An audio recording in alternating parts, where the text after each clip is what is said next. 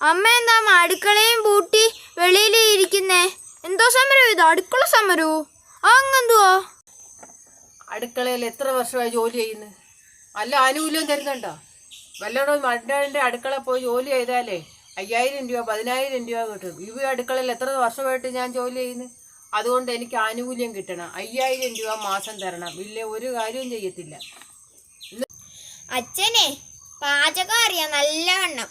ഞാനും അച്ഛനോട് പാചകം ചെയ്ത് കഴിച്ചോളാം. അച്ഛന് പാചകം കുടിക്കുന്ന ഗ്ലാസ് കഴുകി വെക്കാത്തതാ. കുടിക്കുന്ന ഗ്ലാസ് ഉണ്ട പാത്രം ഡീന്ന് വിളിച്ചോണ്ടിരിക്കും. ഇനി കാണാം എടീന്നൊക്കെ വിളിക്കട്ടെ. ഇനി എടി പൊടി എന്നൊക്കെ വിളിച്ച വിവരം പറഞ്ഞു.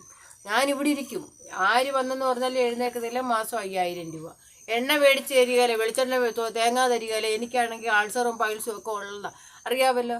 അതെന്താ അമ്മ ബാത്റൂമിൽ എങ്ങനെ പോകണം നിങ്ങൾ അറിയുന്നുണ്ടോ? എണ്ണയും കൊണ്ടാ പോണത്. ഇപ്പൊ അതിന് പോലും എണ്ണയില്ല. അതുകൊണ്ട് ഞാൻ അമ്മ എന്താ കഴിച്ച് ജീവിക്കൂ? ഇനി എങ്ങനെയെങ്കിലും ജീവിച്ചോളാം. അൾസറും പൈൽസും ഒക്കെ ഉള്ള ആളാ. ആഹാരം കഴിക്കാതിരുന്നാലേ കർക്കിടകത്തിൽ ബലിയിടേണ്ട വരും. എന്നെ കെട്ടിക്കൊണ്ടു വന്നതേ ഇവിടുത്തെ അടുക്കള വേല ചെയ്യാനല്ല. ആണോ? അടുക്കള കിടന്ന് ജോലി ചെയ്യാൻ വേണ്ടിയാണ് എന്നെ ഇവിടെ കൊണ്ടുവന്നത്. ഞാൻ ഇവിടുത്തെ ഗൃഹനാഥയാ. അങ്ങനെ ജോലി ചെയ്യത്തില്ല. എനിക്ക് ആനുകൂല്യം താ, ഞാൻ ജോലി ചെയ്യും. 5000 രൂപ തന്നാൽ മതി. തീരെ കുറഞ്ഞതാ ചോദിച്ചുള്ളൂ. അത് മതി, അത് തരണം. 5000 10000 വേണമെന്ന് പറഞ്ഞോണ്ടിരിക്കത്തേ ഉള്ളു. അമ്മ പട്ടിയെ കിടന്ന് ആവത്തേ ഉള്ളു. ചത്താലും വേണ്ടൂല്ല വരിക.